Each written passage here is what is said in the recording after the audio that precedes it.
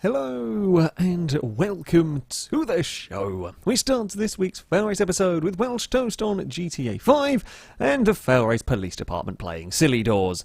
Yes, I don't quite know what's going on over here. Can't decide whether they want to be in the police cars or not.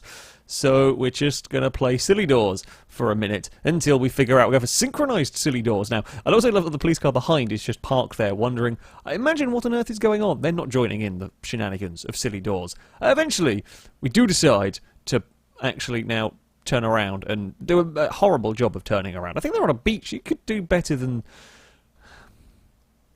Definitely didn't do very well in the FailRace Police Department Academy right there. Golden Piggy on GTA 5 is picking up their aircraft. They got a lift in a friend's helicopter to the spawn location. The thing is, the game didn't care that a helicopter had turned up and thus spawned the plane directly underneath it, exploding both of them and I think both of the players as well. Now, that's not quite what you wanted there. You've gone to pick up one aircraft and somehow managed to lose both. Well done.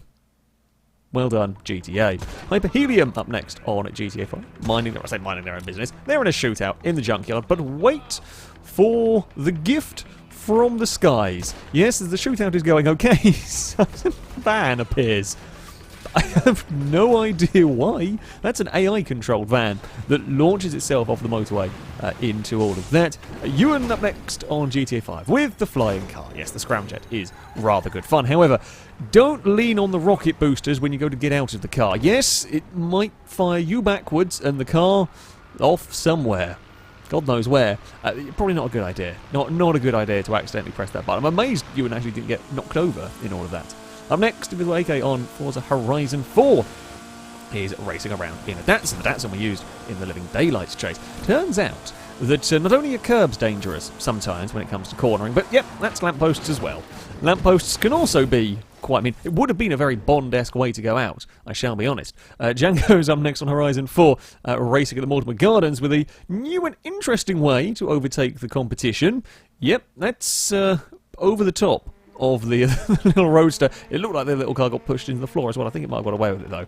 Nivik on Dirt Rally 2 is racing around, gets things a little bit wrong. I'll be honest, it looked like the corner was going mostly okay to start with.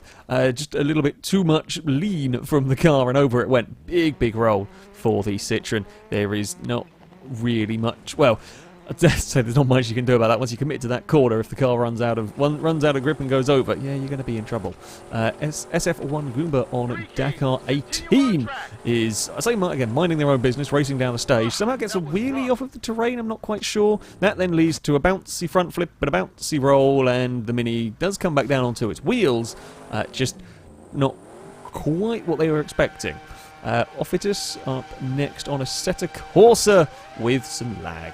Yes, things are not going well here at the start of this race. This is a lot of very noisy, very fast cars, and you're not really sure where any of them are at any point. And as you can see by the map, things have gone very badly wrong. The car we're on board with ended up in the wall. There's a lot of laggy, glitchy weirdness going on behind. Blaze the Fox up next on Assetto Corsa is not getting laggy, glitchy weirdness, however, does find out that if you lightly brush the Armco barrier, sometimes it might try and eat the car.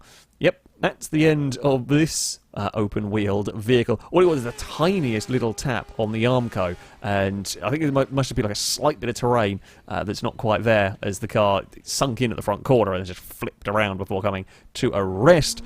Now, Friend Stuff up next, also on Assetto Corsa, I believe the same track mod as well, has got a Mercedes. Mercedes A-Class, notorious for its ability to fall over the very funny, if rather embarrassing for Mercedes, elk test and everything.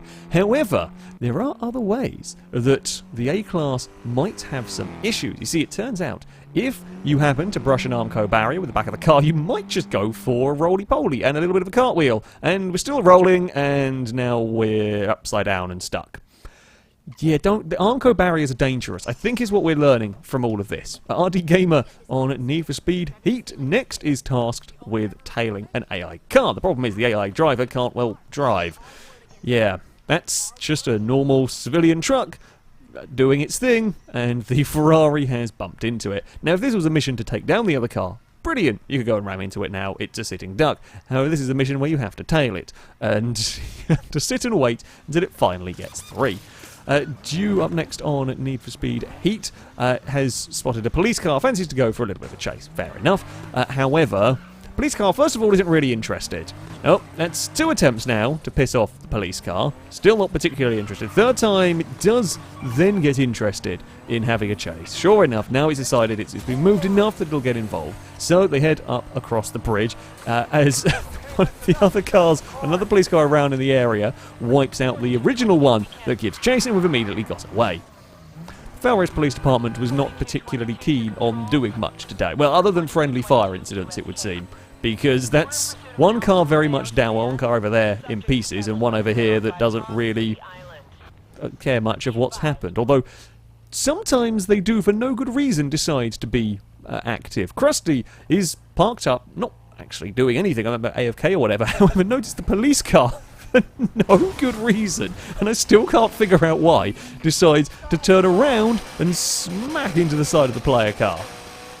Now, that's definitely not how things are supposed to work. We've gone from lazy police that can't be bothered to, I mean, ultra-aggressive police that really had it out for that one particular M3, but there we go. That is going to be it for this episode. It wouldn't be a FailRace episode without some games police doing something they shouldn't, let's face it.